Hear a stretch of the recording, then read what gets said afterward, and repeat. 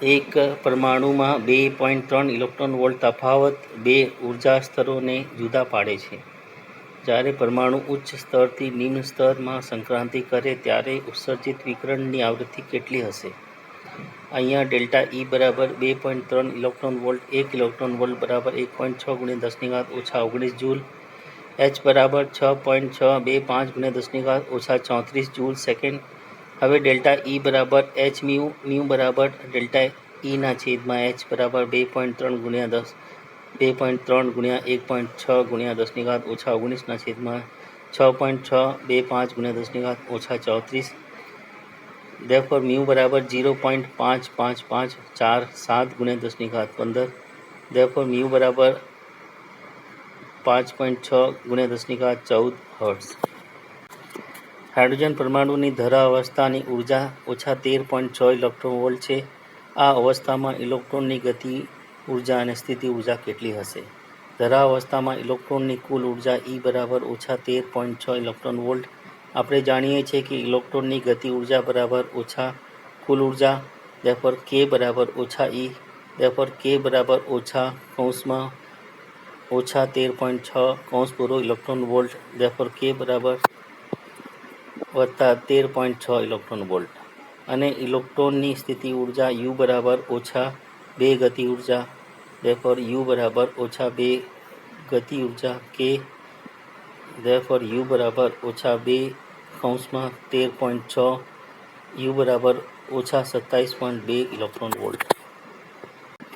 પ્રારંભમાં ધરા સ્થિતિમાં રહેલો હાઇડ્રોજન પરમાણુ એક પ્રોટોનનું શોષણ કરે છે, જે તેને n બરાબર 4 સ્તર સુધી ઉત્તેજિત કરે છે. આ પ્રોટોનની આવૃત્તિ અને તરંગ લંબાઈ મેળવો. પરમાણુમાં nમી કક્ષામાં ઇલેક્ટ્રોનની ઉર્જા En બરાબર -13.6 ઇલેક્ટ્રોન વોલ્ટ. ધરાવસ્થામાં ઇલેક્ટ્રોનની ઉર્જા E1 બરાબર -13.6 ઇલેક્ટ્રોન વોલ્ટ. ધરાવસ્થા માટે n બરાબર 1. Therefore E1 બરાબર -13.6 ઇલેક્ટ્રોન વોલ્ટ. n બરાબર 4 કક્ષામાં ઇલેક્ટ્રોનની ઉર્જા E4 બરાબર -13.6 ઇલેક્ટ્રોન વોલ્ટ બરાબર -13.6 ઇલેક્ટ્રોન વોલ્ટ. Therefore E4 બરાબર -0.85 ઇલેક્ટ્રોન વોલ્ટ.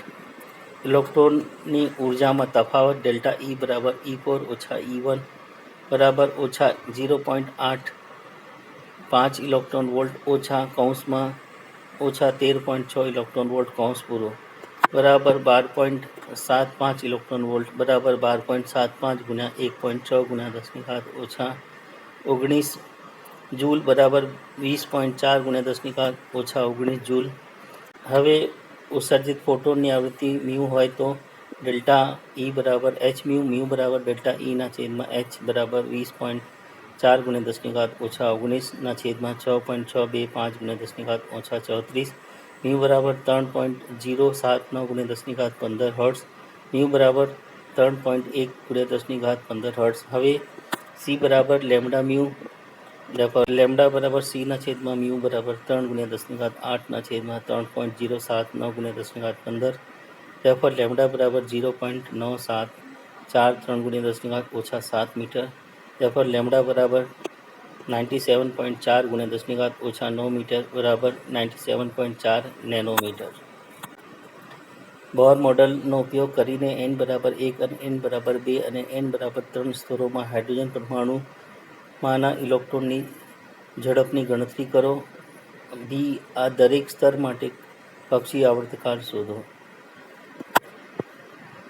ન્યુક્લિયસની આસપાસ nમી કક્ષામાં વર્તુળાકાર ગતિ માટે કેન્દ્રગામી બળ કુલમ્બ બળ જેટલું થવું જોઈએ. Therefore mvn² બરાબર k ZeE/Rn², જ્યાં k બરાબર 9 × 10⁹ ન્યૂટન મીટર સ્ક્વેરના છેદમાં coulomb square. Therefore mvn/Rn Vn બરાબર ke².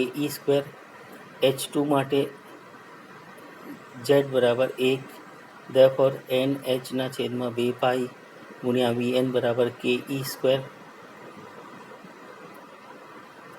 mvnRn બરાબર NH/2π therefore Vn બરાબર કે ઈ સ્ક્વેર ગુણ્યા 2 પાઈના છેદમાં NH.